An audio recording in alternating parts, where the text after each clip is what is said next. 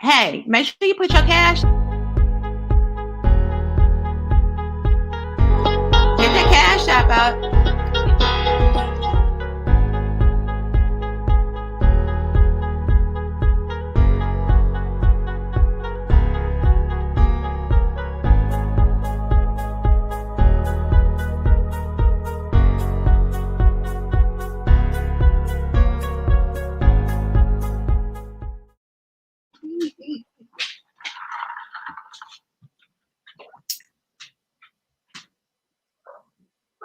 Hey everyone, how are you? Thank you for joining us tonight. Guys, we have a very special Love Lies and Lacefronts tonight, guys. We are going to be talking about there's actually a YouTuber and his name is Kevin Samuels. Some of you may be familiar with this gentleman already, and he has a very popular channel. And he is what they call a corporate and men's image consultant. And really, what I'm going to say is also, I guess he's also known for being, let's just say, a dating coach, right? A lot of people are calling in to his evening lives, and he is going through like some basic principles. Really, he uses some business principles to really drive home his point about hypergamy and how you are going to basically, ladies out there, how you can snatch a six-figure ninja, or gentlemen, getting the most bang for your buck. If you are a guy who is making some money and you want a high quality woman who's going to be a good wife, who looks good, who's not going to embarrass you at your corporate events, not going to get too drunk, knows a little bit about current events, and can get along with your mama, Kevin is going to help you walk through meeting that type of woman, because since you work really hard, all you really have time to do is go to the strip club with your boys and drink beer, right? Or you're home because you're so tired, you've been watching the game. And he's going to help you get out of your rut and find a high quality woman who may be both modern but has those good traditional values, right? Mic drop. Can you introduce yourself to everyone? And did I give a fair and adequate description of Kevin? I know some people out here don't like him. Some people love him. Do you think I was fair? I thought that was fair. Okay, great. Anna, you think that's fair? Did I give a fair description? Pretty much. I didn't say he's a jerk. So okay, I left that part because I wanted to be fair. Okay.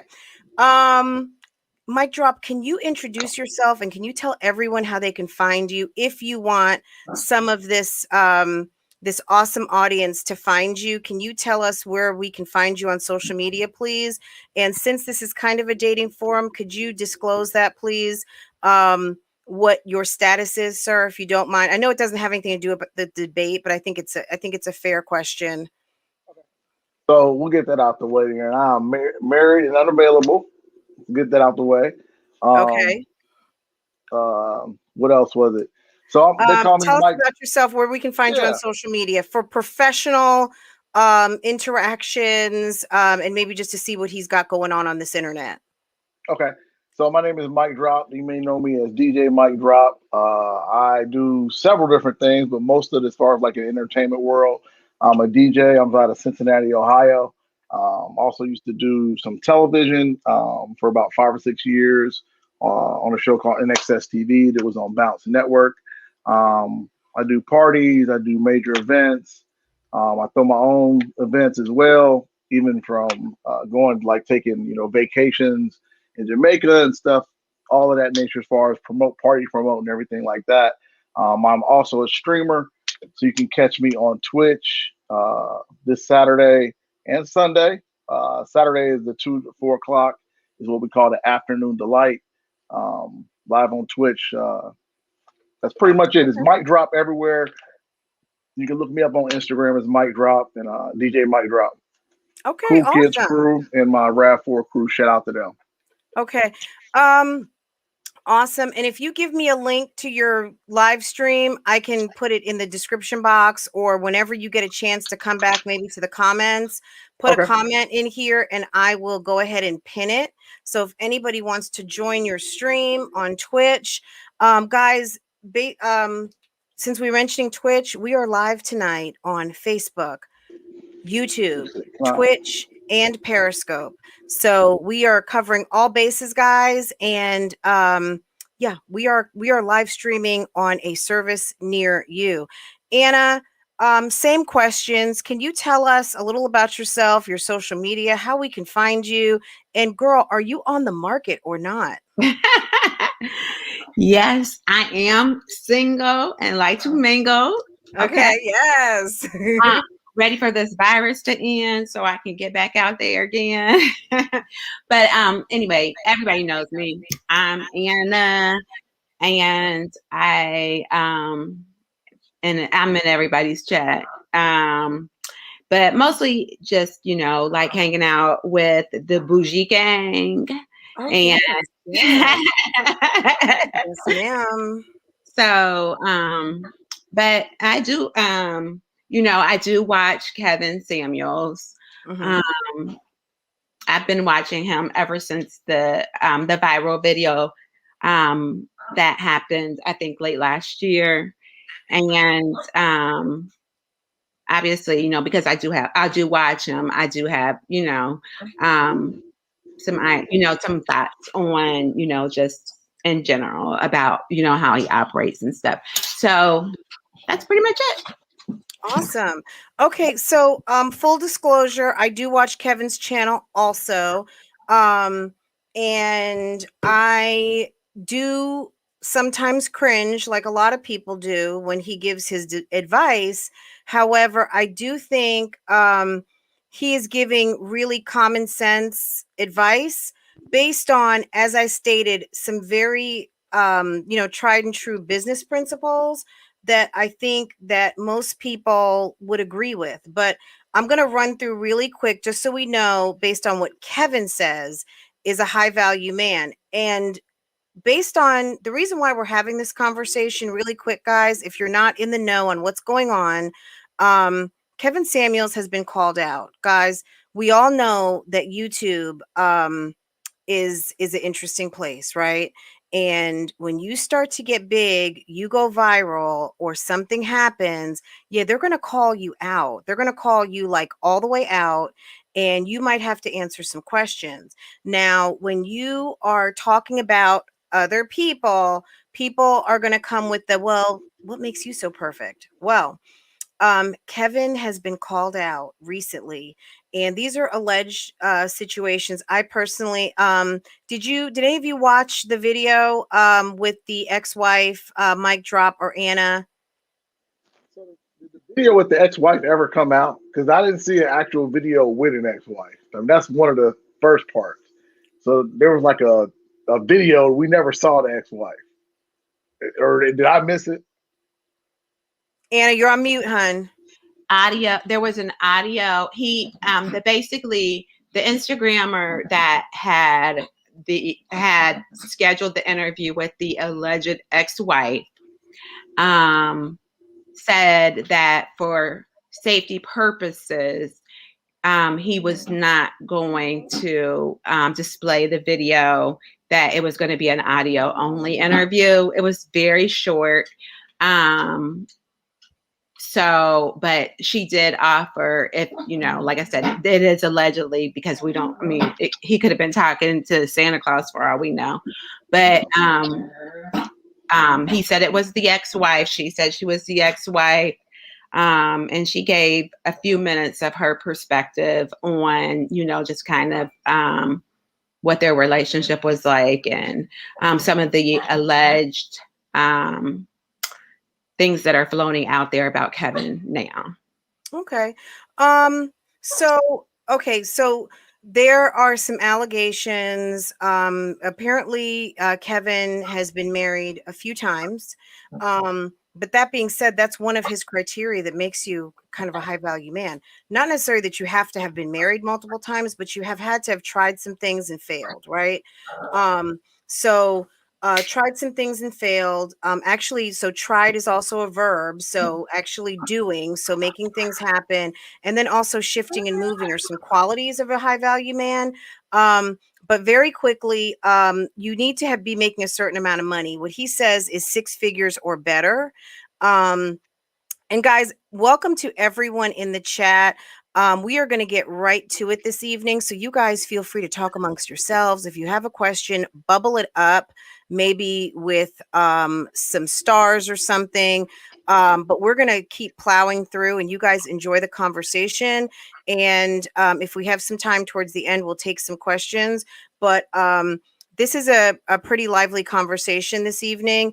But back to Kevin. Kevin's been called to the carpet because he has been married numerous times. He's had some divorces. He's got some financial issues, allegedly. It's been alleged that he is in the rears significantly in his child support and has stated that he hasn't been supporting his family. There are public records that affirm this, but I personally have not heard from Kevin directly in a video, but this is what's being alleged, and we know what's online is not always factual, or it's at a period of time. But these are not things that make him a criminal. I think there was one situation very young in his life. However, at the end of the day, we're looking at a 50-year-old man today. So money, we need to be established. There has to be some relativity of a group acceptance. So someone who's got kind of like their little core group of like-minded folks.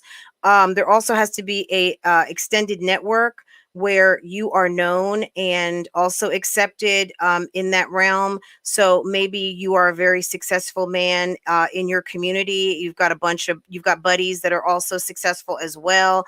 And then you also participate in 100 Black Men of Dallas, Texas, or Tampa, Florida, or New York City. You are in certain organizations, like maybe you're in the alumni of Omega Psi Phi, of a very prestigious chapter or something of that, let's just say, or you went to a very good university like Harvard, Yale, or maybe Morehouse College or something, right? You've got to have some visibility so people know you in the community. So whether that's the internet, whether that's your local community, you've got to have a certain degree of visibility. And you also have to have some a resource that people call on you, like Dr. Heavenly. Some people might say, well, yeah, she's on Married to Medicine, but she's a damn good dentist. If you want to get that rack done and you want to be looking a certain way, yeah, you are going to you're going to go see Dr. Heavenly, or you're going to go see Dr. Simone, right? Those are just examples of maybe high value women, all of which are married, but the example holds true. So these are the things that we are looking for in terms of what Kevin Samuel says is a high value man. None of these are precluded by his bankruptcies, his non-payment of child support, but he did talk about ethics at one point. So guys, I don't know if you'd like to go first, mic drop, or we're going to let Anna go first. Anna, tell us how you really feel about Kevin Samuels, what you think about what he's doing online. I'm going to ask the first question. Is he helpful or hurtful?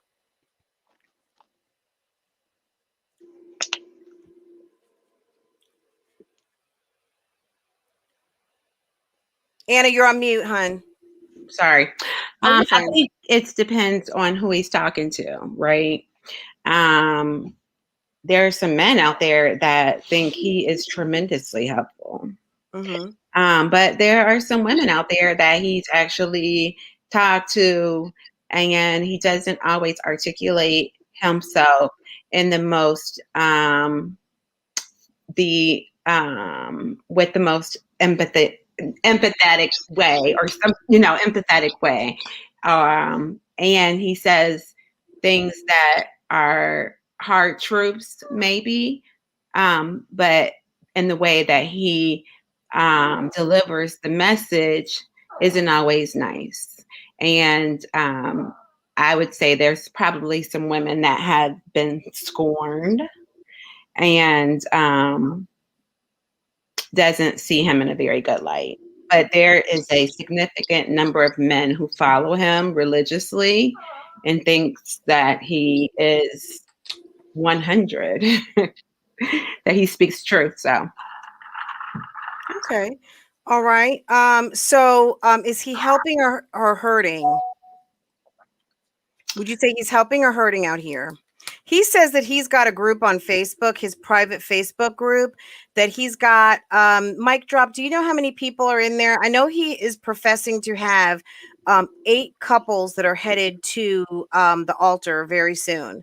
So where he puts on events, and not only is it the men that show up, but the women show up as well. Yeah, I don't know how many people. I'm not like in the Facebook group. I'm not quite that deep. Like I'm not like in his like loyal a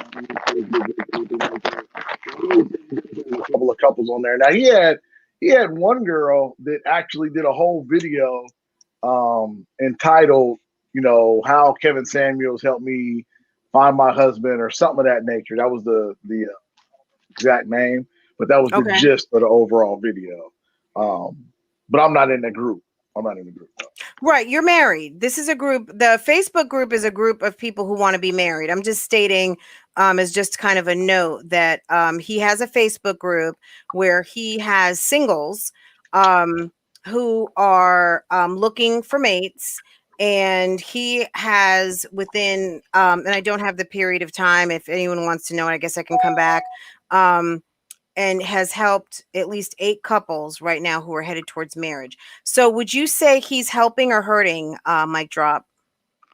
I'd say a little bit of both. I mean, honestly, I mean, I think it's going to be, I mean, I think it's helping because I think a lot of what he says is true. A lot of what he said is basic, basic, especially from a business standpoint. It's just basic. He's giving you just a basic economic, the way guys look at things. And I know that guys and women don't necessarily process things the exact same way. So that may hurt when you hear stuff like that. So I would say it's a little bit of both. It's like anything else. Like, is exercise hurting you or is it helping you? Well, it's a little bit of both because I get done and it hurt, but it's basically helping my overall health. So I think it's a little bit of both. Okay, that's a great example right there. So Anna, tell us what your thoughts are on Kevin Samuels. I know people are in here. Some people are maybe Peter Williams is in here saying Kevin Samuels is needed. And you know, some people, so Kevin KS is the GOAT, and I know they call him the Godfather affectionately by some of his followers. Tell me, you know, what are your thoughts? I mean, you say you're watching, and I'm getting a vibe that you've got mixed kind of feelings about Kevin. Tell me what your thoughts are.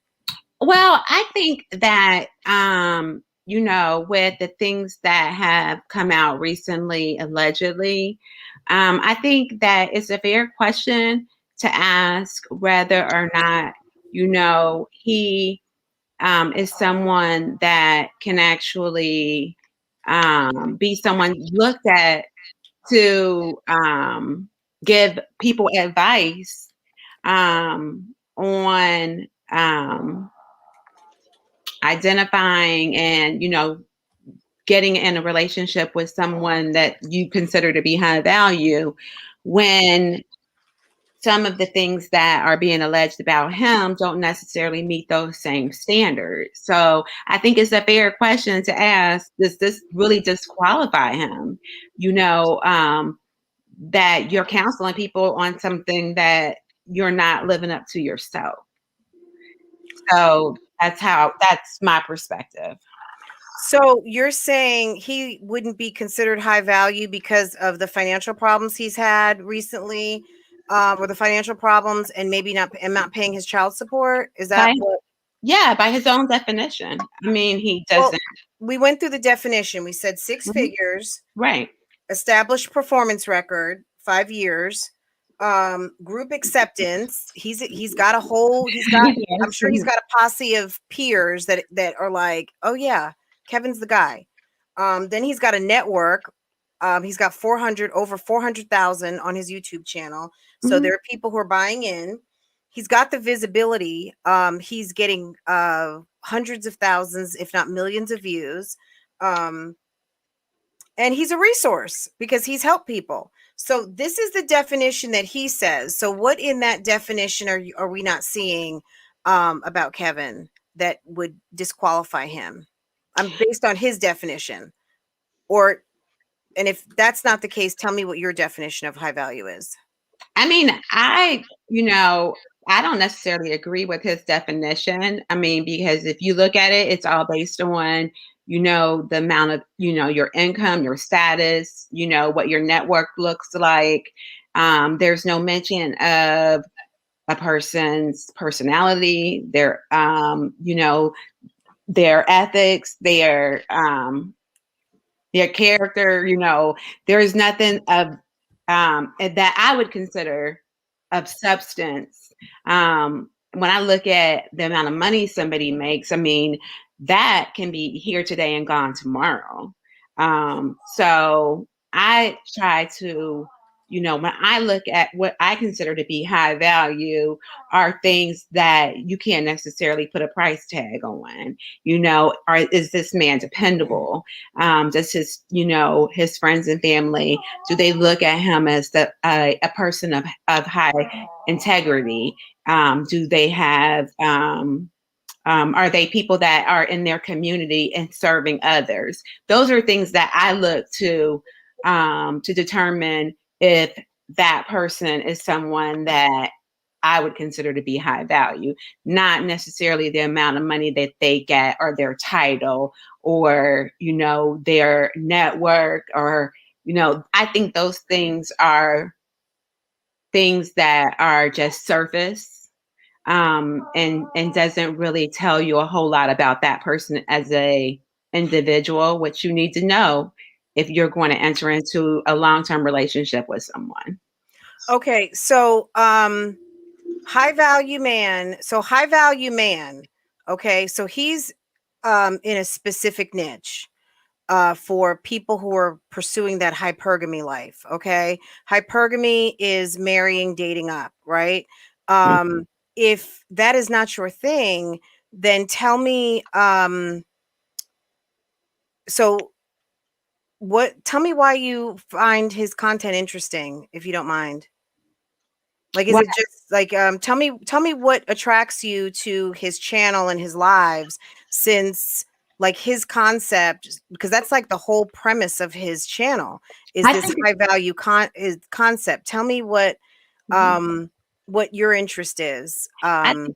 It's intriguing to me because that there are a significant amount of men that follow him and that buy into his ideologies. And there's also a lot of women who also follow him and believe in his ideologies. And that is interesting to me. That it just is interesting to me, and as something that I like to consider myself to be somebody that even though I might not necessarily agree with that person, but I want to be someone who has an open mind to listen and and just educate myself on what's out there. And I have to ask myself, why are there so many men who buy into his ideology? Because those are the men, obviously the dating pool isn't that huge. These are men that I would consider dating and, having a long-term relationship with. Why are so many men buying into it? I just don't get it. Okay, so buying into that if a man decides I want a good-looking woman who is 5'4" better, who is healthy, physically fit, has a certain type of education, maybe he doesn't really care about how much money you make, that would that make him shallow, or would that make the women who are looking for the guy shallow? In my eyes, both. Okay, so mic drop. Tell me why you watch Kevin Samuels. Can you tell me what you find interesting, and maybe do you ever like any of your single guy friends, like, hey guy, you need to go check this guy out. He's speaking the truth over here. Someone, like I said, someone said in the chat that he's the GOAT. Some of the women, I think some people said some of the principles are shallow and things like that. But tell me, answer your question first, and then we'll kind of expand on it. So your first question was, what are I watching? I think he was interested when I seen the first video, because the first video I saw was the one girl. She was the one that blew up, the one that went viral. Mm-hmm. And what he was saying to her, I totally identified with what he was saying to her. Because I've had this same discussion with a lot of my single female friends, and we have the same discussions, and I try to say some of the things that he said, and it you can't. It's hard to hear some of those things, and I don't think that. And openly, just like Kevin says, and I agree, there are double standards. Mm-hmm. I'm not here to say that the double standard is right or wrong. All I'm saying is it exists. So for me to act like we live in this different world, it's like a utopia world where everyone can be everything and everyone can have it's just not the case. The real side of it is that is what it's going to be, and I don't think that I think she was trying to get at whether or not what he said is disqualified because of his financial whatever it is. I think you're kind of mistaken what he's considering a high value man also between like a high character man. I would subscribe that women in a perfect scenario, in a perfect world, you would want both. You would want a man that's both high value by Kevin's standards, and you would also want a man that's high character by some of the things that you said. Being dependable, trustworthy, all of those things. But at the end of the day, Kevin is only responding to the women who are calling into the show. And they are looking for this guy, the high value guy. They're not calling in looking for the honest, trustworthy, there's nothing wrong with that, but he's only speaking to them because that's who's calling in the show. The girl that called in didn't say, I can't find a guy who is, she was looking for a guy that made what she made, 6 figures, XYZ. And that was who he was speaking to. That's who's calling in. So can I just, let me just say this. So I gave an example earlier, like CrossFit. CrossFit, they say, is kind of like a cult, right? And not really. It's not a cult. Okay. So don't come and say, yeah, CrossFit, whatever. So CrossFit, let's say, and you got a Peloton. Okay. Let's say you've got amazing scores on your Peloton. You work out 2-3 times a day. If you're in the Peloton community, you already know what I'm talking about right now.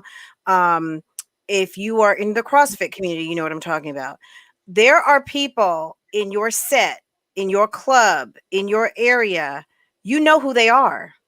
You know that they finish well. You know they look amazing. Their body, maybe they even do yoga. They do hot yoga at the cool club, right? They are the person who has been now elevated, and then they finish and they go in their whatever is cool in that set. Maybe you go get in your Tesla, okay? And you look amazing. And everybody wants to date you, the men and the women. You're a woman, Anna, they all want to date you. You have amazing Peloton scores. You are crossfitting like crazy. You do that you jump on that box. And guys, I don't mean that box. I'm talking about the CrossFit box, okay? You can do all of the maneuvers like crazy, okay? Everybody loves you, okay? You are high value in that gym. The gym wants you there so bad. They give you a discount. They give you t-shirts. Yeah. They're like, can you train here? You're getting all of the praise. You are now becoming a resource. You're all of that. Okay. But you used to be, and I'm saying this, and it's, and you used to be, let's just say once upon a time, you were 300 pounds. Now somebody comes with your fat picture from high school and says, yeah, I've been skinny my whole life. I'm right behind her in the scores. Yeah, how is she qualified when she actually had to become this? And I am this, and I've been this. Why does that Why would that? Is that right? I know I that's think YouTube both. culture, but is that right? I think both stories in that example, though, I think both stories would be valid for different reasons, because you have some people that have been like that the whole time, and you got some people that wasn't like that and they want to become that. So I think both of those people have valid stories and whatever it is, and can give expertise in that particular journey. It's going to be some of those, gravitate either way. So that's just my opinion. I mean, it's almost like the new money kind of thing. Like you've got the Hiltons, you got Paris Hilton, who comes from money, generational money, and you've got her former like assistant slash friend, Kim Kardashian, who maybe even has more money now. I mean, they had a little. She was in the network because her father was a very famous lawyer, and they had a little bit of money. They did well, but they weren't the Hiltons. They didn't have hotels across the globe with their names on it and jets on the ready and all of those things, right? But now, after let's say the 5-year marker, we've got someone like a Rob Kardashian. Who's more of a high value man? Is it Rob? Is it Paris's brother, who I can't even remember his name? Can't remember his name. But she has a brother. Who's more high value? Is it the person who's got the visibility, or the person who, like, I know he exists, but I can't really remember his name? So when people are looking for that mate, they're probably going to go for the Rob Kardashian, at least right now. Um, you know, where I know there might be some degree of shallowness. I think that's kind of the low hanging fruit. But at the end of the day, if somebody is matched up well, whether to you a high value guy is just a guy who's got a really great job, who is ready for marriage, and all of those things, why do you think that's shallow, Mike? Or I guess from a guy's perspective to a woman, um, is Well, I that think is that you being shallow because maybe you have to have a woman with a big butt? well, I kind of the funny part about it to me is the hypocrisy of it, because the women are calling in for some a high value man, which is very shallow. I'm not gonna. I mean, I'm not disagreeing with the fact that it has no type of character listed in there. That's one of the things I want to point out. They're calling for a high value man, Right. and That's we've what all they want. admitted that that's not necessarily, it's shallow right there. But they have the nerve to be upset that the same man that they're looking for shallow reasons wants some more shallow stuff from them. Now You know what that's I'm an saying? excellent point. Like That's an you excellent can't point, you Mike. can't get mad that you went in the shallow pool and then jumped in and like, damn it, I busted my head. Well, yeah, you in the shallow pool, dog. You That's got what in you the went to shallow go pool. do. You want shallow. So yeah, he's not saying that these How are men you are mad at? particularly Yeah, deep. Yeah, he didn't yeah, say and they're deep and they're woke and they're no, scholars and they overstand. He's not saying that they have all of those catchwords that people and they've got locks down to their butts. These are shallow guys maybe looking for equally shallow women. um okay, so why would it make I love how you said that, Mike, because I think that really does basically, like, that's the mic drop. yeah. um Like you can't. You're asking for a shallow thing. You're going to get one in return. So you can't really be mad at. It's a tit for tat relationship. When you get into relationships that are transactional, they're transactional. It is what it is. You looking for shallow, get shallow. right, okay. So Anna, clearly, like, yeah, shallow's not what you're looking for. Doesn't mean that you're not looking for a guy that is a decent man and someone who you call high value. But in Kevin Samuel's world, high value is this and not that. So that would probably not make that a type of man that you'd be looking for. Your version of high value is not necessarily, doesn't mean that you wouldn't want some of those qualities. Maybe you don't want any of those qualities. But yeah, he's talking to a specific man who wants a specific type of woman. Does that make it like less prickly? I mean, but I would argue, like, in the woman in the viral video, right? Let's just say everything that we have Kevin Samuels' definition of what high value is. And so what exactly did she not have that disqualified her from being able to say or ask for, or, you know, that she, you know, I want this type of man. She wanted something shallow, right? She wanted a man that made as much money as her. Why is she disqualified from that?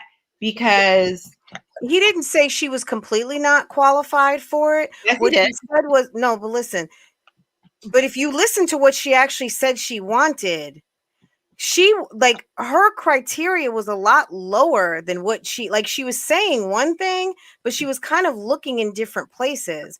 And he said, well, does he have to be this? Does he have to be that? Like, at the end of the day, I think we do live in a culture of, I want what I want, and I'm not going to be happy until I get what I want. But Mhm. sometimes you have to get what you get what's, you know, get what you get. And at a certain point, I don't think he was trying to be mean to her, that she wasn't like she wasn't worthy. But what he was saying is, number one, I'm sorry. The type of man that you want is not, or most likely, in my experience as an image dating consultant for men of this caliber, yeah, they are not interested in you and your son. Also because he said there was like a sketchy background with the baby daddy. There was like some sketchiness going on. Is that fair to say? So you want a guy who's coming with prestige and power, but you're coming with a little bit of sketchy background. You're not above reproach, because you don't think before, like, Harry got married to Meghan Markle, that they sized her up and down? Did they not drag her in those London streets? The main reason, she was an actress and she's also of a mixed background. They did not think that she was suitable for that man. He married her, and then he also left the throne for her too. So what I'm saying is this, and that's some hypergamy, like crazy. Even though she made money, she wasn't she was no slouch. She's a beautiful woman, but she went and married a prince, like a Yeah, she true wasn't royal. prince. Huh? That's a different class. That's a completely different class. That's Completely. when you start talking about class. Like if people would say out of your class, almost, right? Like Yeah. that's not even in our, I mean, they're related to the Rothschilds. Okay. So, and best friends with all those people. Right. So we can't really explain how that happened. Love is a funny thing. So let's go ahead and put the X factor of love out there. But this woman wants something and it's not working for her. Remember how Dr. Phil used to say, is that working for you? Like you want that, but you're not getting it. Mike, what did you say? She said that she wanted a man that made as much money as she made. That's the only. It wasn't that much. She was making like a couple of $100,000. Yeah, she was making like $100,000. Yeah, $100,000. You can make that at an old regular schmegula job. I'm sorry. Like if you got a degree and you are 5 to 10 years into your job, okay, that's not out of the question. But this goes back to the same thing. Why is it okay for women to have standards like that? But if men have standards, then we're shallow. Because if a man would say that, I want this woman to have $100,000 job, he would be considered shallow. Just like when if they want a big butt or a nice body, when men say those things, men are always considered shallow. But she called in specifically looking for a man that made at least $100,000. She didn't call in again for trustworthiness. She didn't call in for respect. She didn't call in for dependability. None of the character things. Remember, these are the character things over here. She called in for the stuff over here. And then was mad when he said, well, if we're just going by shallow standards, you don't qualify. For the man, because she also said she wanted a ball player. She also said she wanted someone who was an entertainment. And I was thinking to myself, okay, a ball player that makes $100,000 a year is not playing professionally. They are riding some kind of third tier team. They're on the practice bench. or they're washed up on drugs. Somebody in the entertainment industry who I was like, 100,000 in the music industry. Are you looking for like an engineer? Are you looking for someone who unlocks the studio? Like, what are you looking for? Because like, are you looking for Chris Brown? Chris Brown makes more than that. And Chris Brown may not be looking for you. He's already got 2 kids with 2 baby mamas. Okay. Right. So what is, to me, I was scratching my head because I was like, what are you actually looking for? Because what you're saying you want isn't converting to what you, because you're like, oh, I want someone entertainment. I was like, entertainment and $100,000 a year. That's maybe a district manager of like a movie theater company or something. Like, what are you talking about? You know, like she really wasn't able to even articulate what she wanted. She had some criteria, but the criteria also didn't match up with where this guy would work, where this guy would be. She said she had a history of guys asking her for things, which is telling me, like, where are you meeting these guys? If you are a high value woman, you consider yourself high value and you want a high value man, you should be in the circle of high value men who already know. Yep. Exactly. And you're not even in the company of high value men. You're around men who are asking you for a come up. That's telling me right there, lady, you're not even in the circle. You got to be in, you got to be in it to win it. You got to be at the table. Like they say, if you're not at the table, you're probably what's for lunch. Okay. So if you are not at the table, my dear, you're not being considered. No. So she's not at the table. It's like when people say, like to Strong Mommy Chrissy or some of the ladies, why are you dating this guy who's just riding your couch? He's on the, he doesn't have a job. He's this, he's that. Where are you looking? Well, I'm looking on Plenty of Fish. I'm looking for a hookup. Guys who are looking where your circle is. It's where your circle is. Just like he said, with high value men, you have to have a network.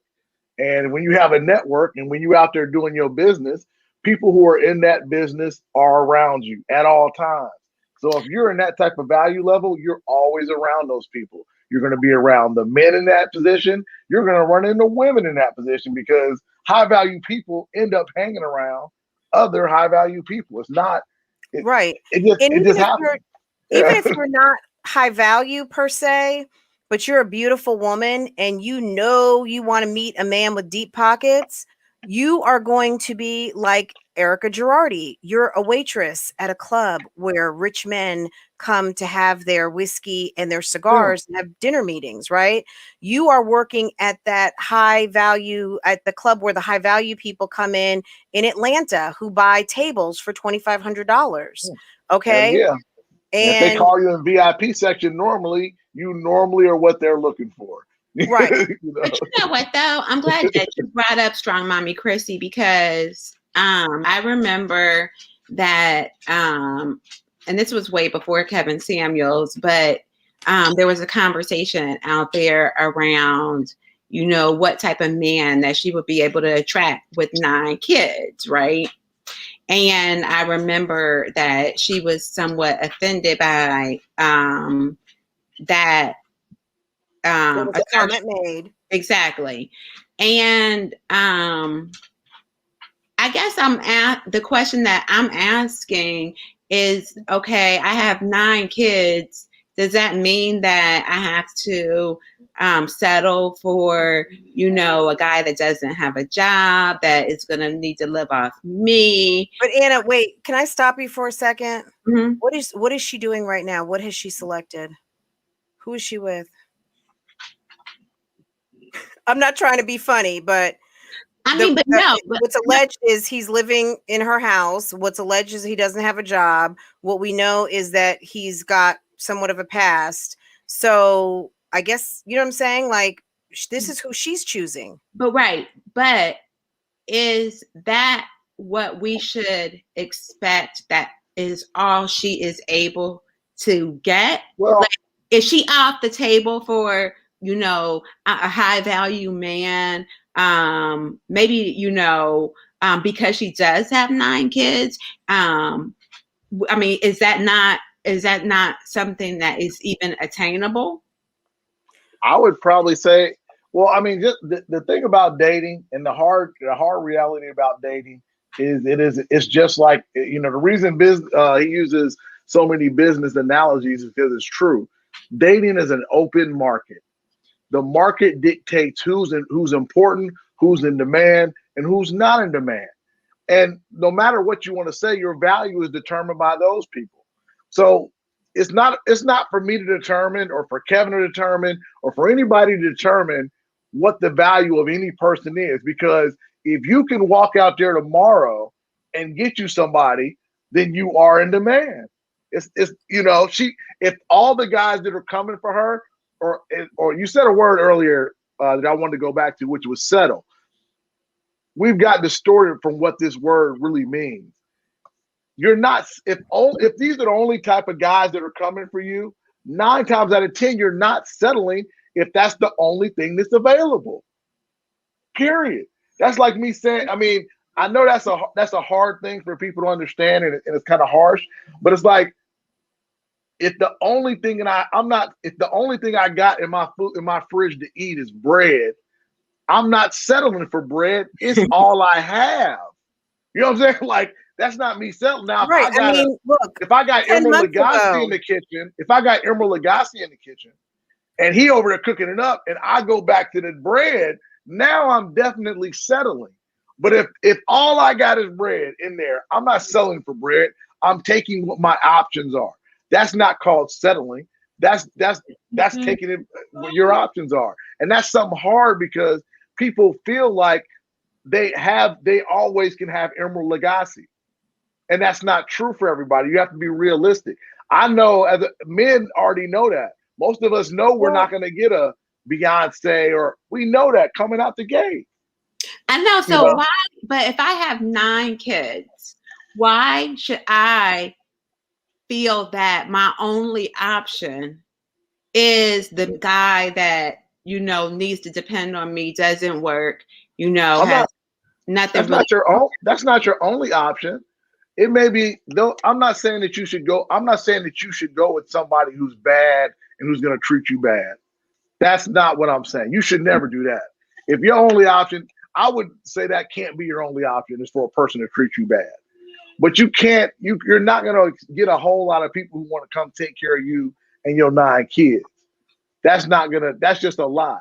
Especially when you're a man, because if a real man come along, if I go to a woman and she got kids and I'm going to be with her, I'm taking on that responsibility. So I know that coming in the door. I know the price to play. Period. That's one of those things, though, where you say, "Look at God." Okay, that's one of those where you're like, "Look at God. Won't He do it?" Right. Okay. Yes, He will. Now, on the other hand, that's "Look at God. Won't He do it?" And there's, Diana, you have a brother, and your mother worked really, really hard and worked 2 jobs to send him to Northwestern. Okay. And then he got a fellowship and went to Harvard, and he's good looking too. He doesn't have any kids. And he goes to the club one night and bumps into Ming and is like, "Oh shit. Oh, but you're married. Oh, I got a friend though. She's real cute too." And she introduces him to Strong Mommy Chrissy. And they are on the dance floor all night. They end up in the VIP kissing. He takes her to the hotel, and they sit up and they actually Netflixed and just had some drinks till the sun came up. They went to the roof and sat by a fire. Now he's in love. And on date number 3, not that she lied or anything. Date number 3, well, we find out she's got 9 kids, and he just got a really high profile job at the law firm. He's some sort of IT attorney. He consults with Silicon Valley, and he's making about $350. And your mother is losing her mind. Are you with your mother, or you're just like, "Brother, you are in love, and you better," and wait, what? Okay, she's been married before. Wait, she's on the internet. What? Okay, her last boyfriend was doing what? Okay. I'm not really sure. So your brother's super down to earth and he's super loving and he wants to take these 9 kids and he wants to give her 2 or 3 more. Are you maid of honor at the wedding, or are you helping coordinate, or you like, excuse me, you need to keep looking? You lost me at 9 kids. Anna, and I'm going to ask you straight up because I feel like you feel for her. Yeah, is I do. Strong Mommy Chrissy good enough for your brother? I'm just asking, and I don't mean her.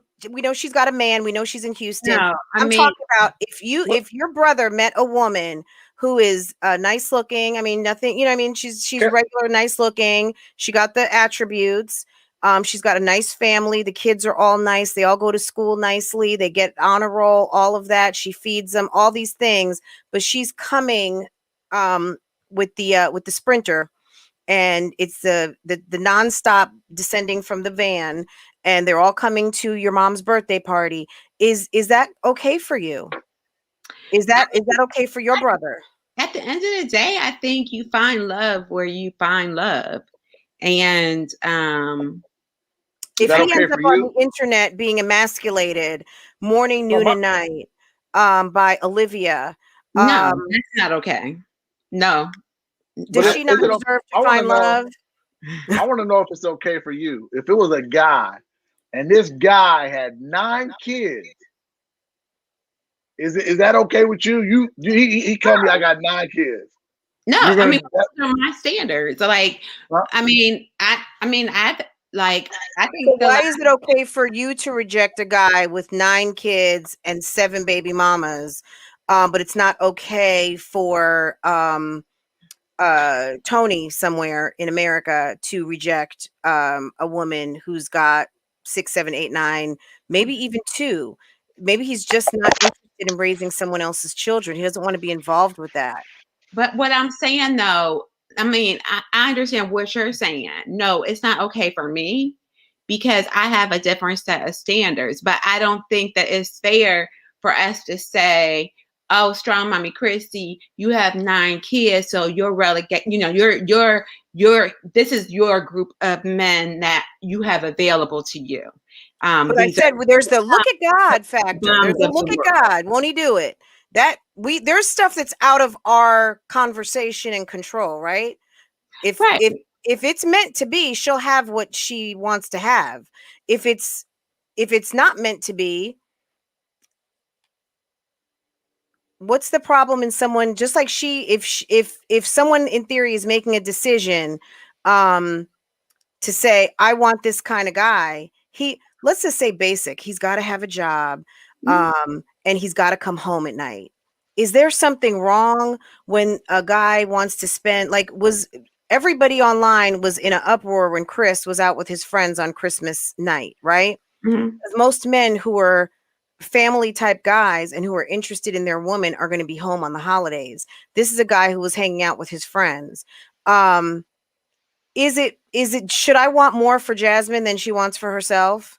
If she doesn't see fit to have a man in her life that is home on the holidays and that elevates her as a woman, and that's her choice, just because I say, I'm side-eyeing you because of the type of life that you're living, does that really mean anything at the end of the day? It's what she believes that means something. Is that not correct? I think that Jasmine picks men that mirror the way in general. It doesn't have to be Jasmine, just in general. I think there are women like her that pick and choose men that mirror how they feel about themselves. Right. So what does it matter if on a Friday night we say that, you're not getting the guy who works over on the Apple campus on the other side of Austin? Would it really matter? Because you're already picking low value men. You're picking low value men. You want low value men, but we say you can't have a high value man. Why is that wrong? You don't want one anyway. You're not moving like someone who wants one. And to your original point of the woman that went viral on Kevin Samuels, she says she wants a high value man, but she's not moving like a woman who wants a high value man. But Kevin disqualified her for things that were even beyond that. He doesn't run the world. He just runs his TV show. He doesn't run the world. No. But he disqualified her because of her age, because she was 35, because she had a child. I think the child was like a teenager. That she, he asked about her weight and what dress size she wore. All that was not. He didn't discount any of that. He didn't discount her dress size. No, he said he actually did say she didn't qualify, but I would. He said she was average looking. Yeah, she's average. I would, for what she was. What's wrong with being average? What he was, but she was not looking for average. That was what he was trying to explain to her. She rated herself as a 6, which we all know that 5, 6, 4 average. That's in the average category. Right. Period. So if you rate yourself an average, how do you have the nerve to think you're gonna get above average and at the top? It's not even that. It's not that complicated. Like, it really ain't. If you a 6, you can't demand a 10. And if you're looking for what basically he says all the time, the numbers, the top 10% of men, that'd be 9s and 10s. And you're saying you're a 6. That's probably not going to happen. She called herself a 6. Yeah. So why does that qualify you for 8, 9, 10 when you are saying that you're a 6? Like, what? I don't agree that you're a 10 just because you meet that criteria. Okay. So look, I think that's kind of a stalemate there, because if you're not buying into the criteria on either side, why would it bother you? If you don't buy into it, see me, not even just, if I don't buy into something, I probably don't believe it. So why, and I guess this is just a good question, because a lot of people are not buying into it. Some people in the comments are saying shallow and this and that. There's other things, right? People aren't numbers, Tawana says. I don't think he was assigning people numbers. He was just, look, he said, how would you rate yourself? She could have been a grown-up woman at 35 and said, you know what? I don't really rate myself, but I think I'm very attractive. I take good care of myself. I'm healthy. I'm not overweight. Okay, so would you say that you're like average, above average? I'm just drop dead freaking gorgeous. If people don't buy into this criteria, why does it make you so mad? Because if I don't buy into something, then I probably don't believe in it. And if I don't believe in it, it wouldn't bother me. Why do you think people are so bothered who say they don't believe in it? Secretly, are they feeling like they're subpar? Does it make them feel less than?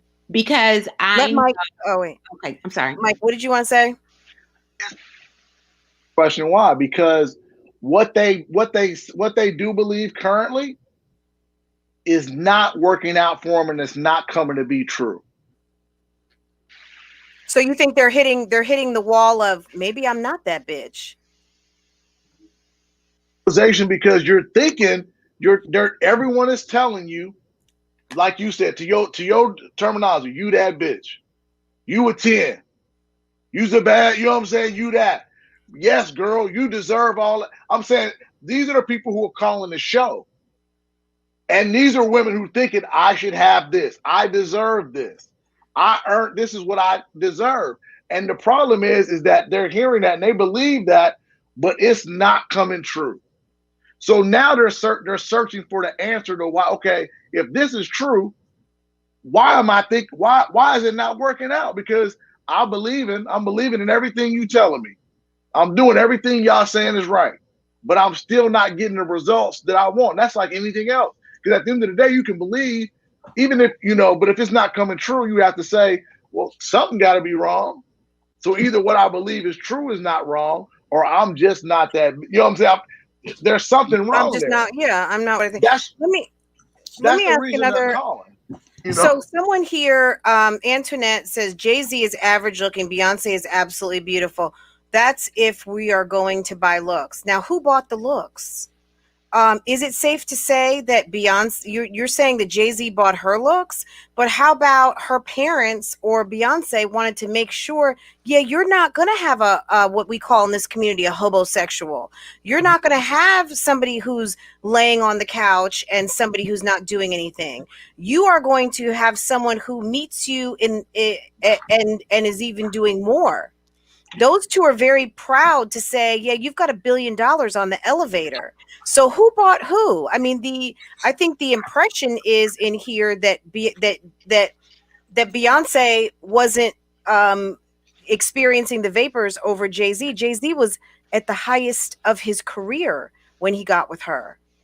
And Beyonce was there and elevating even more. These were two people who were on par with each other. This was a marriage of equals. So he didn't buy anything. She had her own money. And I'm sure Jay-Z doesn't want her money. So, and vice versa. I mean, they don't need each other's money. Kanye doesn't need Kim's money and Kim doesn't need Kanye's money. These are people who wanted to be together. Can we elaborate on that? I mean, I don't think it's a matter of what we see. What we see is not always what it is, guys. That's not what's always the truth.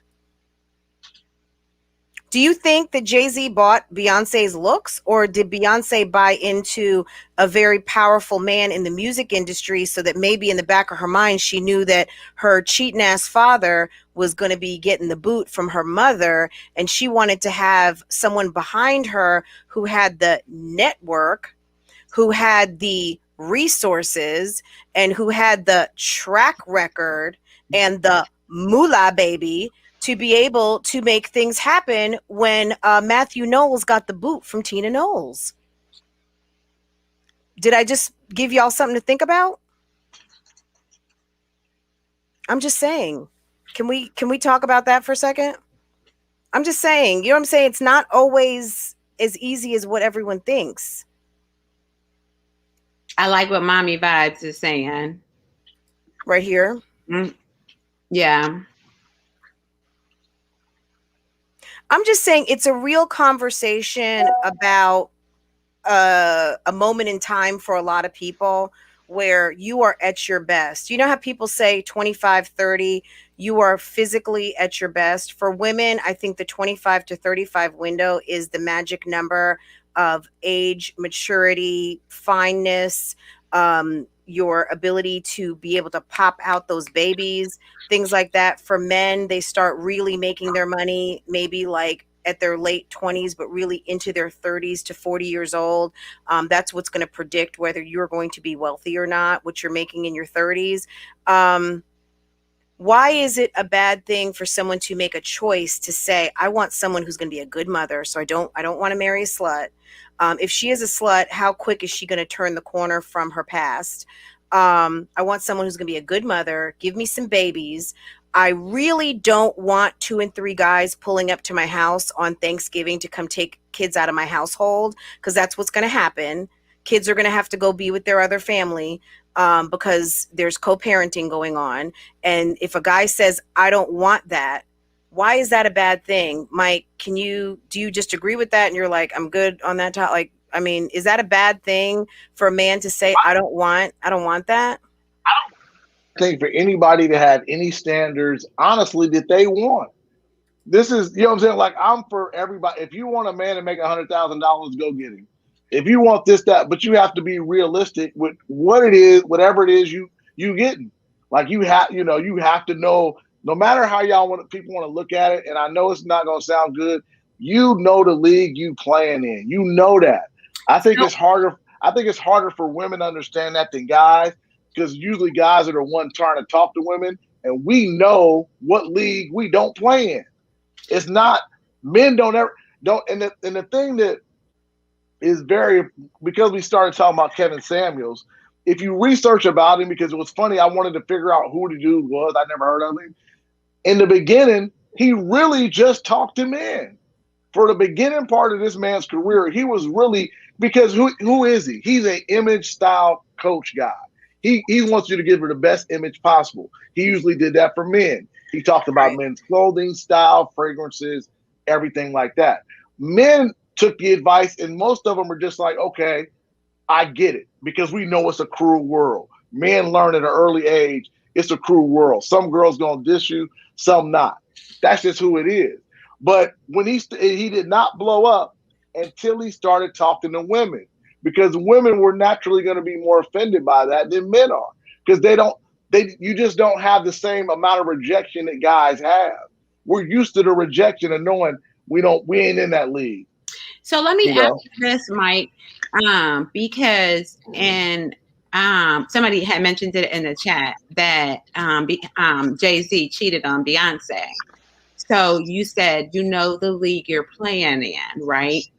And somebody had said that Jay-Z is a high value man, and get it, right?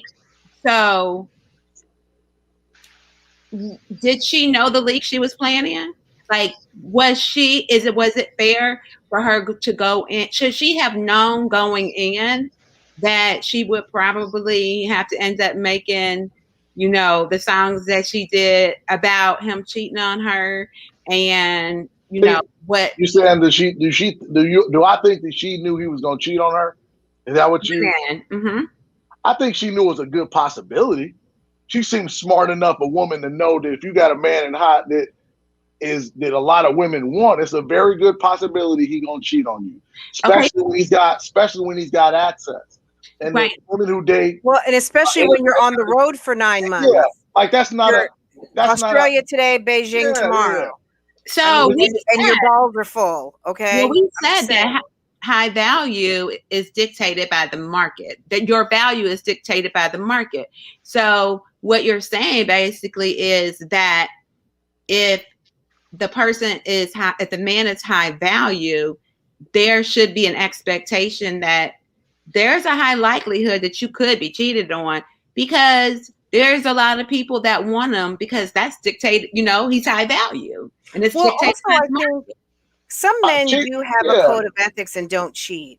I mean, there's plenty of men who aren't just like, oh, I can get as much punani as I want, so therefore I'm going to go get it. There are some men, and then there's other couples that have agreements like T.I. and Tiny. They're going to play together and then they're going to play separately. But let's also not forget that Beyonce has been tied to as well, because just like August Alsina had an entanglement with Jada Pinkett Smith, August Alsina is no deer in the headlights over here. It's been said that her and August, may have had a thing also.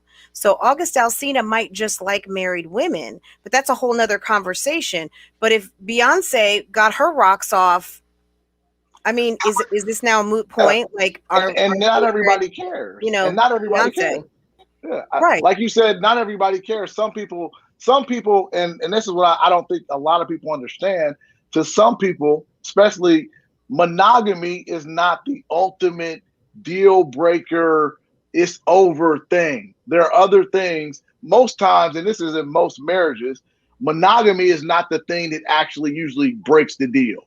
It may be something that, if it's something else, because usually if the other 100 things are cool, then usually it'll still be okay. Like T.I. and Tiny, Jay-Z, you ain't leaving, the dude that, a lot of dudes are gonna cheat. A lot of them ain't Jay-Z.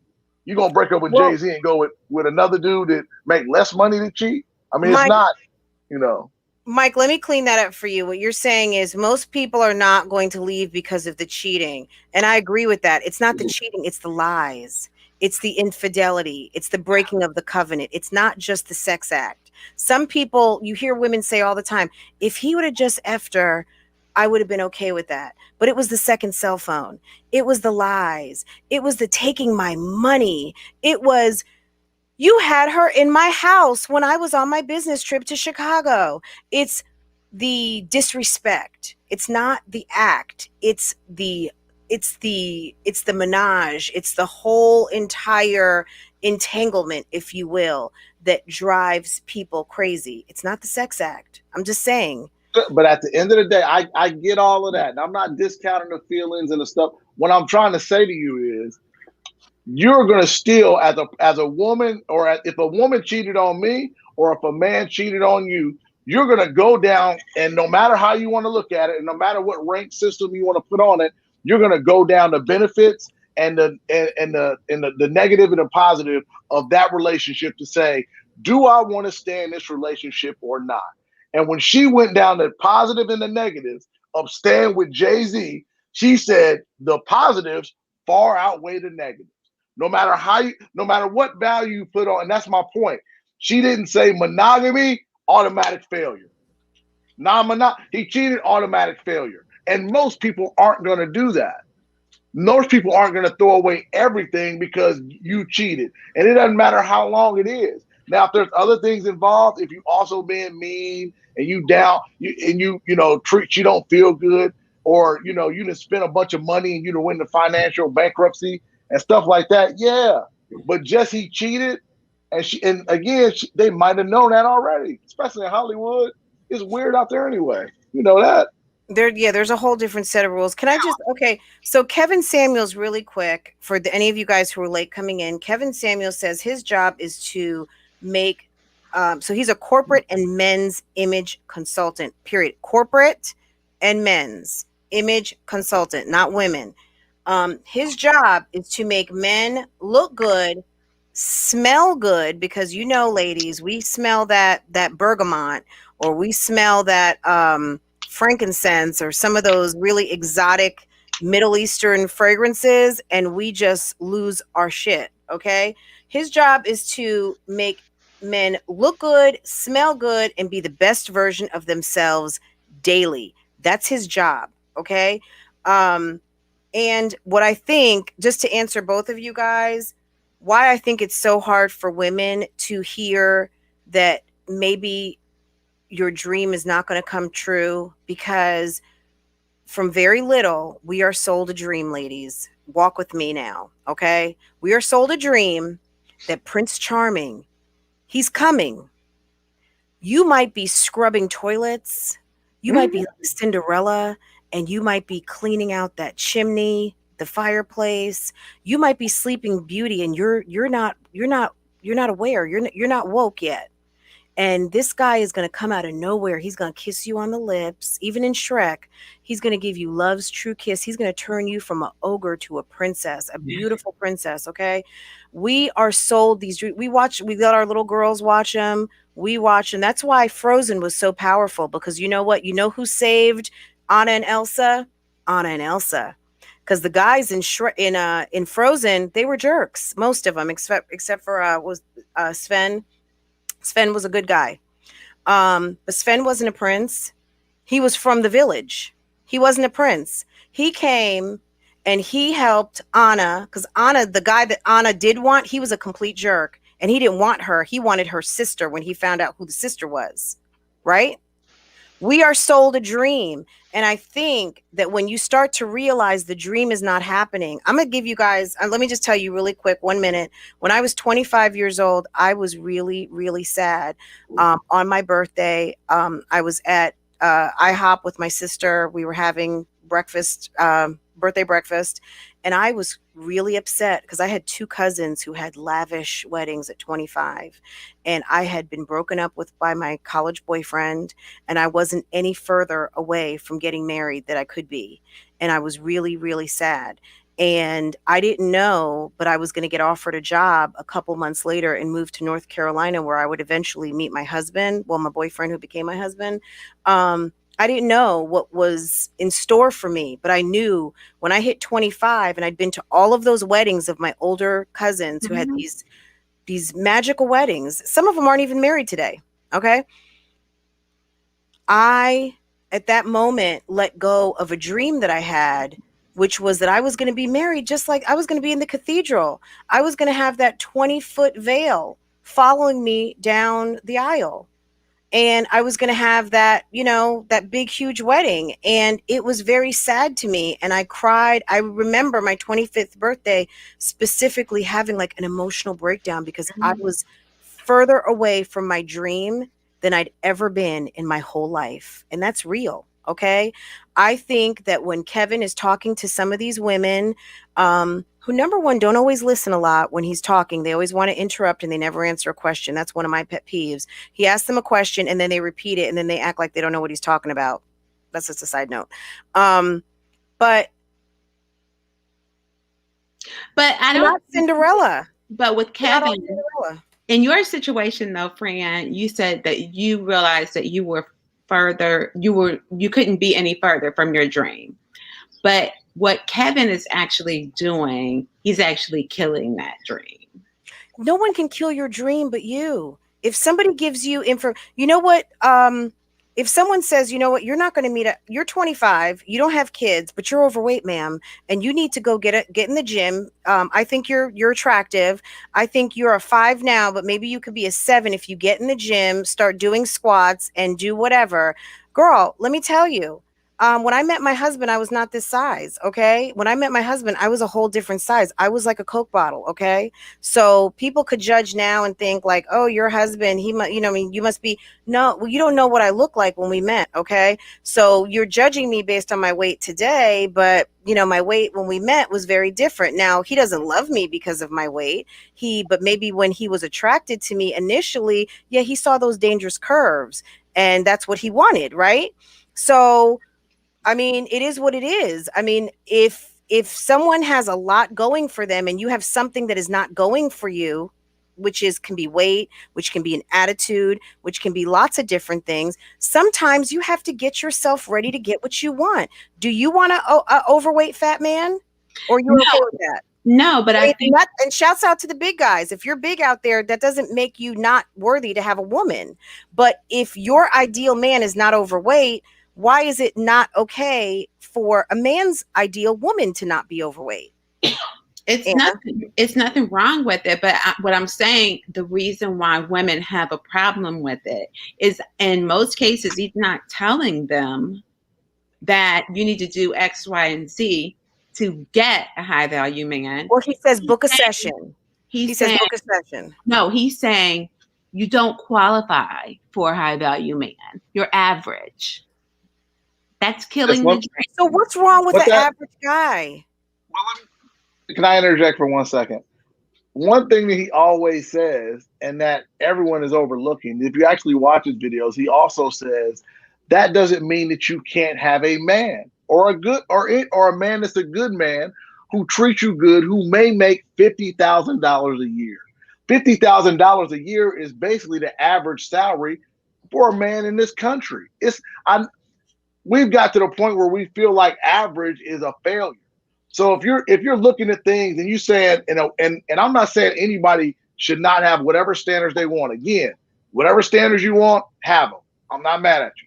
But if you're saying my standards are $100,000, that the man got to have, and that basically says that all of these men over here don't qualify. The other 90% of these men don't qualify. Yeah, the man that's not going to cheat on you, he's not on your list, but the man who's going to cheat on you is. Yeah, so you can't get mad at that. If some of these women, what he said is some of you women will be okay with a man making $50,000 who still treated you good, who still loved you, who still respected you, who still did all of those trustworthy, dependable, those things. What is wrong with that? And that's he says that plenty of times. But the women who call his show want this man who makes $100,000. They don't want. They're saying those other men don't qualify. So why aren't you mad at the women for saying that 90% of the men who are in the market don't qualify? You're upset at Kevin for saying, "Woman, you don't qualify for that." But the woman who called in who said that 90% of the men don't qualify for her, you're perfectly fine with that. That doesn't make logical sense. Because I just I don't think that it's wrong for her to want someone who is at a similar income level that she's so at. This is what I'm going to say. I'm so glad you said that. Then go to the 100 Black Men event. Go to the United Negro College Fund ball at Christmas time. Go where the movers and the shakers, the business maker, deal makers, shot callers, go to the cigar clubs. If you are meeting a schlump-a-dump guy who is asking you for a come up to your business, lady, I'm questioning you. Where are you hanging out? Did you give your number out at the gas station? If But no, you're that's driving, not what Kevin My told my her. question, no, but I don't want to skip over my we question know what because Kevin told her in that situation, but if she would have paid for a consulting session, maybe he would have gave her the keys. But if she did not pay for a session, yeah, you don't get everything for free. You're going to get this good soundbite that's good for you and good for me. But if you want the keys, you want a plan, you want the action items, yeah, you're going to have to pay me. So that's why he says that. I'm sorry. Go ahead. my basic question I want Anna to answer. Why is it okay for the women to say, based on what you said, that she wants a man of a certain standard, and that the man who do not hit that standard don't qualify? You're okay with that, but you're not okay with the man saying women don't qualify. Why are you okay with that double standard? That's the question I'm trying to get understand. You're perfectly fine with that double standard.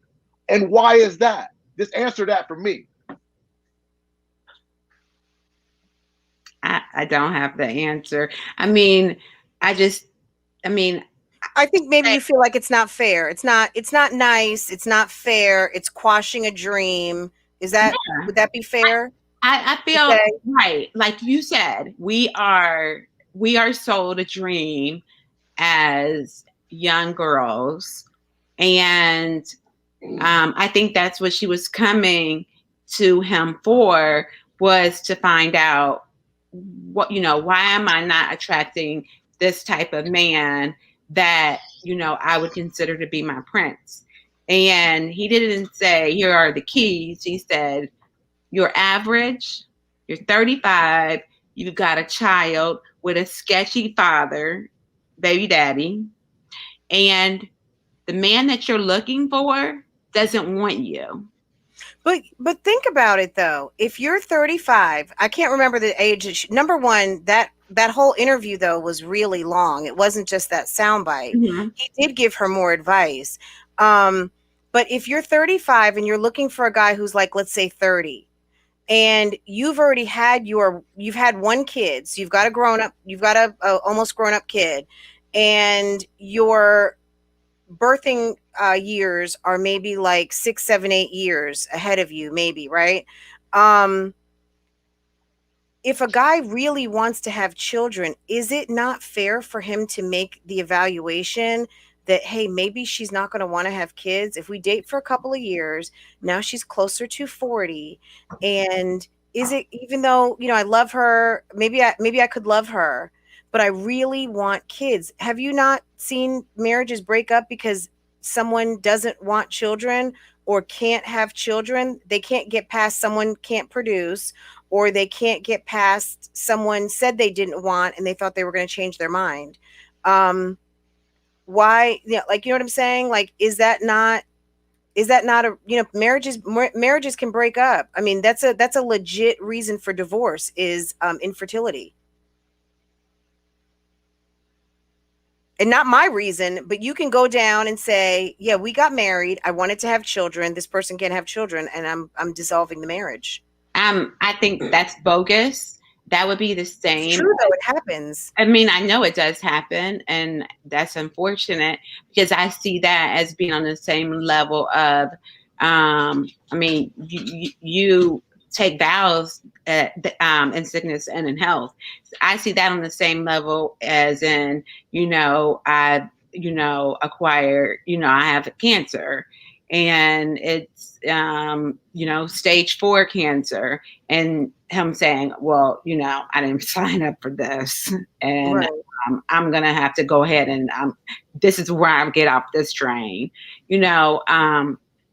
I think that, and maybe I think I read it in the chat earlier that, men generally of that stature, that they're douchebags. And I guess, like, you get what you pay for, right? So if you want, I just see that on the same level of just like, that's being a douchebag. So go ahead. Why are they douchebags? But again, why are they douchebags and women aren't? Like, I'm still stuck on that. Like, why are they douchebags when women aren't? When women want a certain thing too? Why, when men want standards, Men are bad people when they have standards. If they want a woman of a certain kind of money, women can want anything they want, and they're not bad people. I'm fairly light skinned. Most people would say I was light skinned. I've had women tell me my whole life, I don't want you because you're light skinned, and they were not bad people based on what they thought. If I said that as a man and said I don't want her because she's anything, light skinned, dark skinned, skinny, fat, anything, I would be a bad person based on the criteria that you're trying to, because the double standard is so wide. And I know that it makes y'all, you feel like you can do it, but it's still a double standard. And what Kevin's saying is the same thing that men are just showing you. They're not living by your double standards that you want to put on them. So you can be mad at him for telling you what they are, but they're the same way. If you're going to have requirements, and if a woman can have a requirement or a standard that she can say, I need a man that matches my fly and whatever it is, and he got to do this, men can say the exact same thing. And if women aren't bad people for it, men aren't bad people for it. You just have to accept it, period. I mean, it's not that I'm still confused at why men can't have standards without being bad people, but women can. And until you can explain that to me, none of this means nothing, because you just want it to be for the women. I mean, I think it's mostly in the delivery for me. The delivery I get that. Of Kevin, or the delivery of just rejection in general, because sometimes most women, I'm not gonna say most women, but a lot of women, if you are with a guy who really has made a decision, he's not going to be with, like, he's dating 2-3 ladies, right? Mm-hmm. And all of a sudden you're ghosted. He's made a decision. I guarantee you he's with one person. If a guy's dating 3 women and all of a sudden he got ghost on you, he's not answering your calls, and then you get a text that says, hey, I'm done. He's going to probably consider that letting you off easy by not telling you, you know what, Thanksgiving, I got engaged and I'm actually getting married in 6 months. He's not going to say that. You're just going to find that out when you see it in the paper, or your girlfriend calls and says, did you know that JoJo's getting married? He's marrying that girl he was dating that we didn't know he was still dating, but he was dating you, her, and everyone else, because he was at the point where he was getting ready to make a decision, and he just wanted to be 100 that she's it. And she continued to rise to the top. And that's rich, poor, no job, hobosexual. In case you don't know, Mike, hobosexual is a guy who's basically a hobo who lives on women's couches, don't have jobs, women. Okay, so this is a hobosexual who has now dumped one of his chicks because now he's going to get married. Okay, I'm just saying, I'm telling you, men have a whole different language of communicating. I'm just saying this. When you can put yourself in the position that you can understand, not so much think like a man, but that's what Steve Harvey said, think like a man, act like a woman, act like a lady. When you can have an understanding outside of what your philosophy is fair, and this is all the ladies out here, what's fair, what's not fair, what makes sense, what doesn't make sense. Understand my philosophy may never mean anything to you because we're different. A man's philosophy may never mean anything to you because he's a man and you're a woman. Understand that there are certain things in life that are never going to make sense or soak into the realm of your brain, because everything is not meant for us to understand. Some things are just meant for us to accept, like a pill. You just put it in your mouth and you swallow it and you take it, and it is what it is, right? And the sooner that you can understand that men's rules are not ours, the sooner that you will be on your way to meeting the man of your dreams. Because at the end of the day, if you are continuing to think that everything is going to happen the way you want it and how you want it, that's not life. Life is not fair, and life is not going to hand you everything. And if it does, you're really, really lucky. And like I said, that's the X factor of, look at God, won't he do it? I'm just saying, like, do you guys have any closing comments? on this topic, because I guess that was kind of my closing comment on that. Anna? No, I mean, one thing that I would like to kind of bring out is that I've been reading the chat, and what I have found overwhelmingly is that most women in the chat are like what Tamar just said. Kevin is the problem, and don't listen to Kevin. And rather even women can understand what he's saying or understand the concept. At the end of the day, it's just overwhelmingly most women just don't accept it. And most women don't like it. They don't like him. And that. Well, why are they watching? What I want to know is why they're watching. I'm married and I watch. I think it's really interesting. I think he has a really interesting approach to his advice.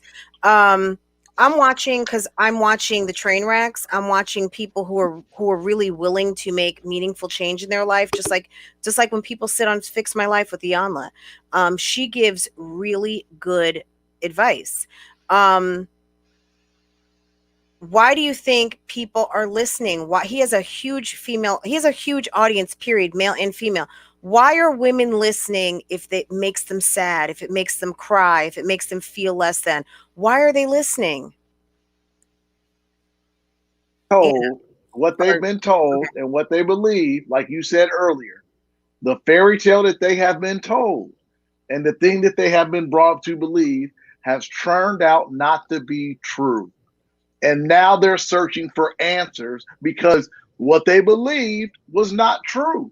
The only reason you're going to call in and ask a guy, no woman you are not going to call into the show if you're married and you got your everything going. You're only going to call in if it's not going right for you. You don't call your mechanic when your car is running fine. You don't call the plumber when the water is good. When you call somebody in this type of situation, you're calling because what you're doing or what you have not been doing is not working. So now you're looking for something new that's working. And everything that you've been told has not been true. Women are very smart. And that's why I don't get some of the things that you say, because you just pointed it out and you agreed, Ann, that you are sold a fairy tale. So if you're sold a fairy tale and you know it's a fairy tale, why are you so mad at what's more true just because he's telling it to you? I mean, that's really what. And if you say his delivery isn't good, I'll say, okay, I'm just going to agree that it's not good. But if it's true, we have to distinguish. And even if we don't like what it is, because don't get me wrong, the world is a cruel place. I don't like everything the way that it is. It's not fair. Everybody doesn't get a fair shake. I'm agreeing to all of that. But at the end of the day, it's true. You can't get mad at the people who bring you the message. They're only bringing you the message. It's not his fault that the world is like that. It just is.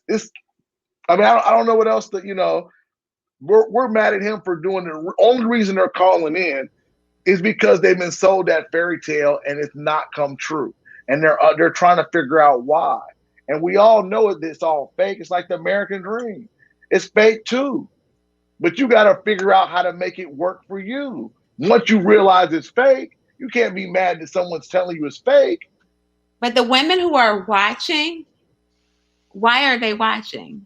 That's what I just asked you. So if you're watching and it makes you upset, why are you watching? I mean, it's good entertainment.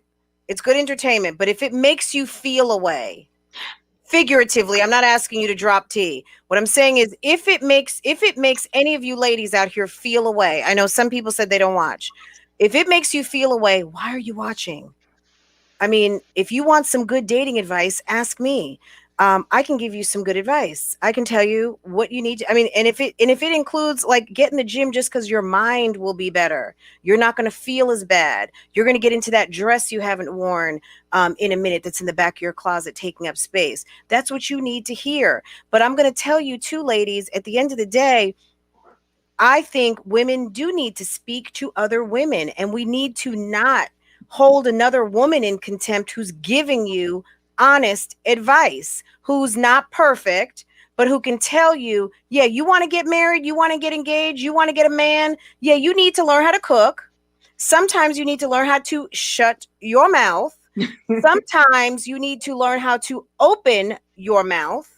And ask for what you want. Don't expect for people to do what you think is on your laundry list of things that you put on your Pinterest board, and you sent him a link to it and you thought he was going to read it. No, he didn't read it.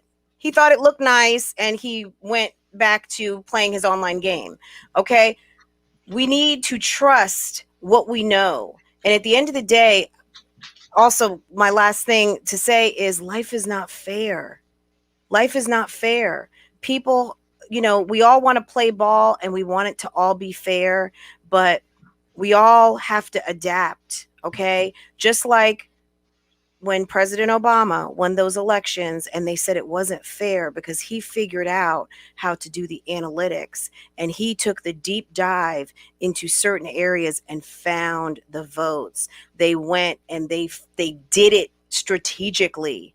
They went and got what they wanted. If that woman wants a certain type of man, get out of your country town, because she lived in a small town somewhere in North Carolina, come to Charlotte, go to Atlanta, go to New York City, spend some time at Black professional organizational meetups, fraternities, sororities, Mocha Moms, Jack and Jill, the sage places where the Black society upper crust navigate. Go to business after hours. Do some things outside of your circle. I guarantee you're not going to meet a man who's going to be asking you for a come up. If you want a man who's on your level, go put yourself in the place where he can see, oh, she's beautiful. Oh, I don't care that you got a kid. Are you open to having more? Or whatever. Or I got kids too. I'm divorced. I don't want any more kids. I just want to travel the world and spoil you. You're not going to find the man of your dreams at the gas station. And if you do, it's a look at God. Won't he do it? Okay, that's all I'm saying.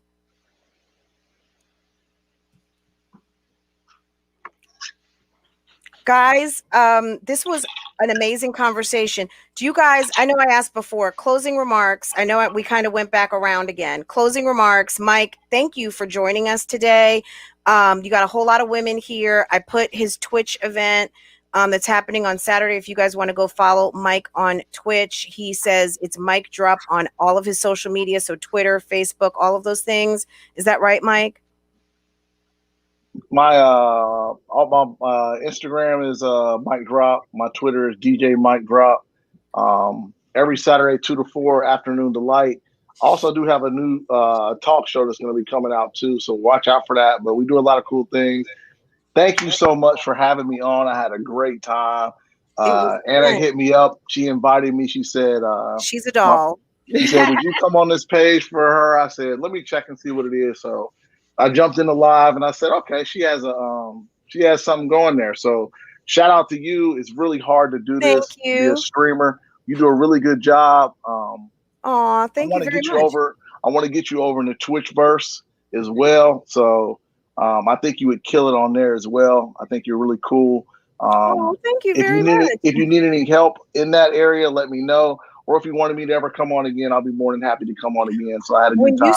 When you start the bougie, what you call yourself? The bougie? What is? I want to know how. It's bougie gang, bougie gang.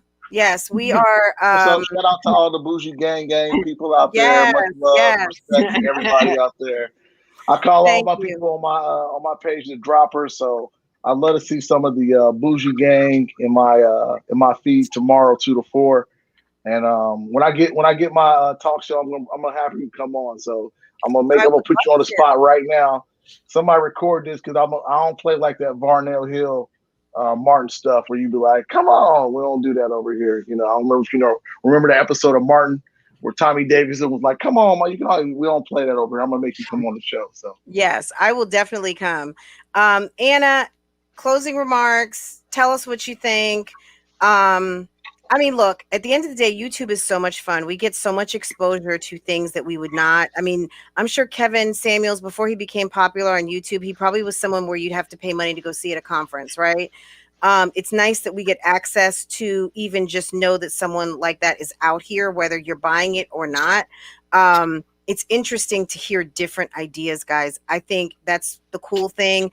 I know we do gossip and tea and all that stuff over here, but all of you who join this to listen to something different, who can share this with a friend, with a sister, with someone who, who's like disappointed at their dating life. It's Rona, it's all different kinds of things, to be able to share that there is hope, but maybe you need to change your plans. What you wanted to do may not be what you need to be doing now. What you wanted at 25, yeah, maybe you're 38 now, and maybe you need to switch up that plan a little bit. Maybe you need to be looking in some different places. Maybe you need to be more active, maybe.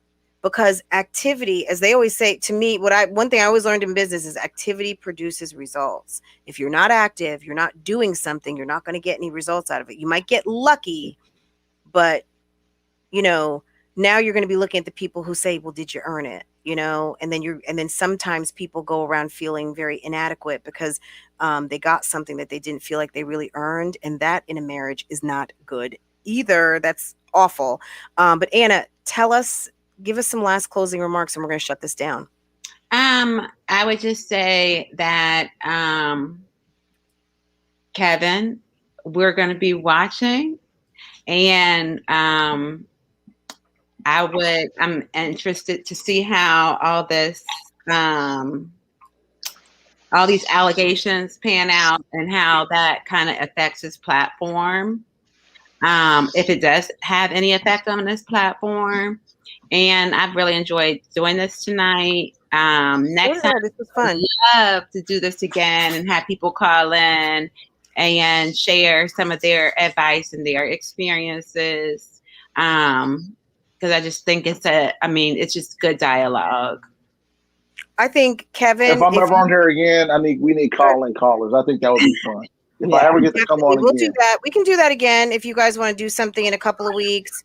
One thing I'm going to say is Kevin Samuels, or if anyone out here is dragging bones back to Kevin Samuels, one thing I want to know is, Kevin, this is my main question, Kevin.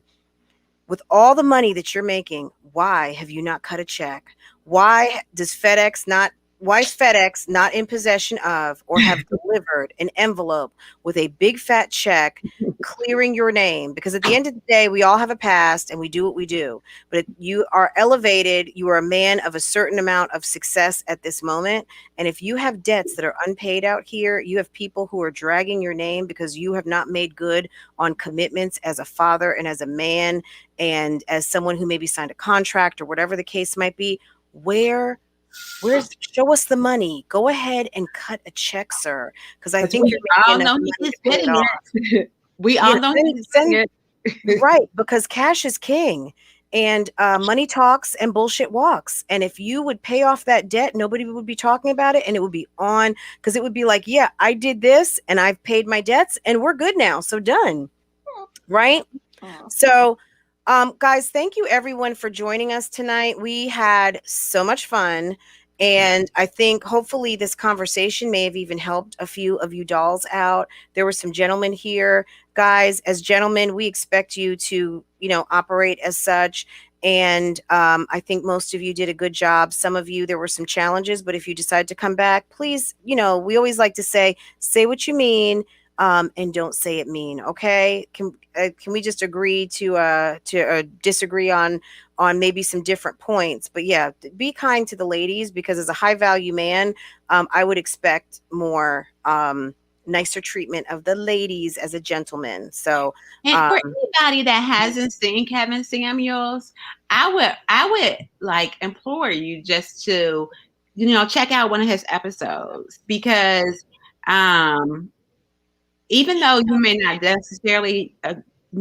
necessarily agree with what he's saying, one thing that Mike talked yesterday about, and he said something that resonated with me. And he said, Kevin is saying what men are doing. Kevin is saying it, but it's what men are doing. Right. So I would just encourage, if you haven't seen Kevin Samuels at all, check out one of his episodes just to see what he's talking about. And don't get turned off by the first thing you hear that kicks you in the gut. Sometimes when you get kicked in the gut by something, that's your opportunity. That's your challenge. That's where you need to, that might be where you need, if it bothers you when someone says, go get on a treadmill, look in the mirror. Do you need to be on a treadmill? Maybe you're not overweight, but maybe you have a health challenge. I mean, let's be real, guys. Everything is not meant to hurt someone's feelings. Okay. All right, guys, we're gonna. I don't want. I'm Before I good get out of here, before I get out, I would say watch more than one. The only reason, because you can catch me on one day or with one person, and we may not click, but it may be another person that we do perfectly fine. There are videos where the ones like where you hurt some people's feelings, but there are other videos that are not like that. Right. So watch more than one. Don't just watch one and say, this guy, just like if I judge any of you guys, I would judge you on more than one of your actions. But other than that, hope I see y'all Saturday afternoon delight 2 to 4 on my Twitch channel. Thank you. Have a good night, guys. We're gonna go ahead and peace out. So take care and thank you for joining us tonight. Bye, bougie. By the way, friend, I respect you as a reactor. By the way, friend, I respect you as a reactor. By the way, friend, I respect you as a reactor. This is all about clout.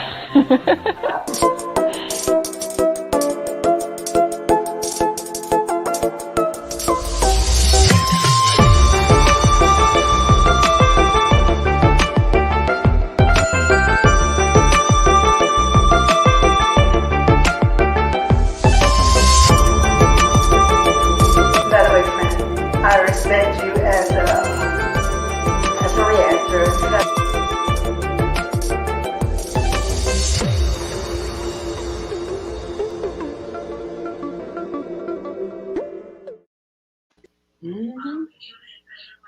Cold.